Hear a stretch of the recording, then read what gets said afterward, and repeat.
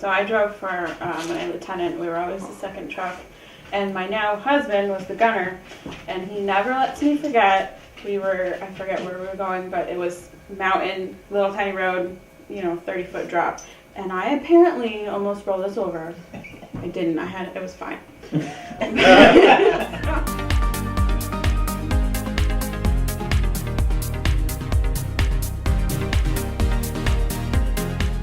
But yeah, definitely you grow up really quick. Even some of the kids I was with, kids, they were just barely 18 that deployed, and they came back and they're completely, you come back and you're 40 years old when you leave. Yeah. You leave at 20. So what are you saying? How old was I when I come back? 300.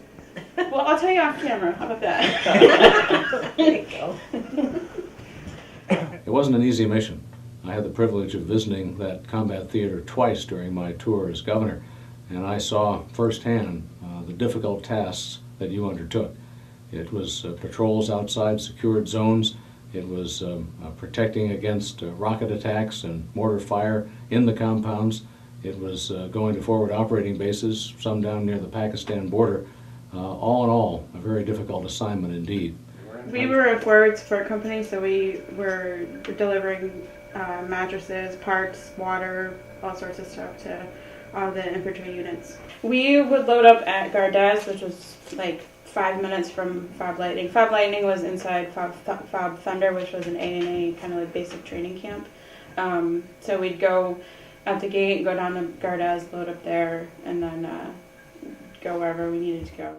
Deployment to Afghanistan by the 86th Brigade is clearly one of the most proud and meaningful things that I've ever been involved with.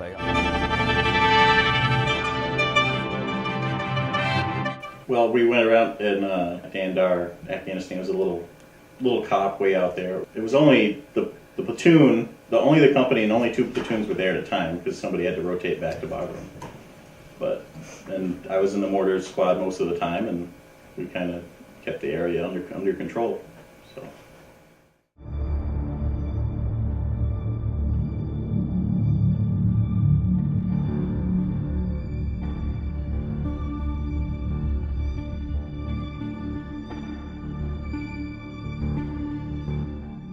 Maintenance-wise, on like one of the fobs where they have you pull everything out of a box for bathrooms and showers and whatnot. And there was quite a few problems with that stuff, and to get the Army there to repair it took forever. So we just, being in the Guard, I think is an asset where you have your different electricians, plumbers, carpenters, whatever, can use their skill set to help with the facility.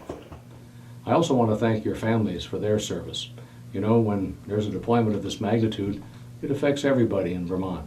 We're a small state, we're like a small family, and no one feels the impact of the deployment more than the families whose loved ones are overseas for that time.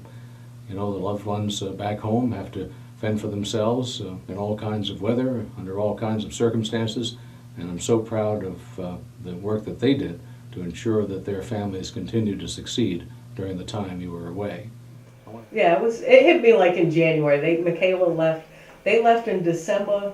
Michaela left on my birthday, January 15th, and then I think it was January 28th. I really lost it.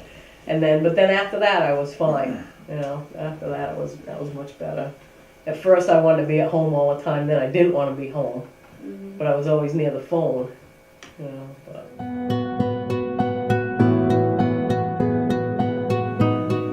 Dad and I had to go drop Michaela off, and I was like, "Don't you cry! Don't you dare!" Like, don't get me going.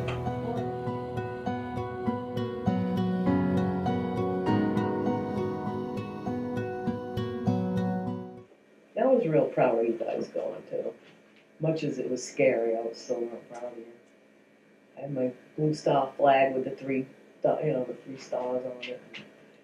Made a big giant yellow and white thing for you guys, and then when I found Michaela was going, I made a big giant one for her. I think it's a good experience. It was a good experience. I mean, some of it wasn't so good, but for the most part, the camaraderie and as far as the deployment goes, it was. I think it was a good experience, and I go again with no questions whatsoever. So.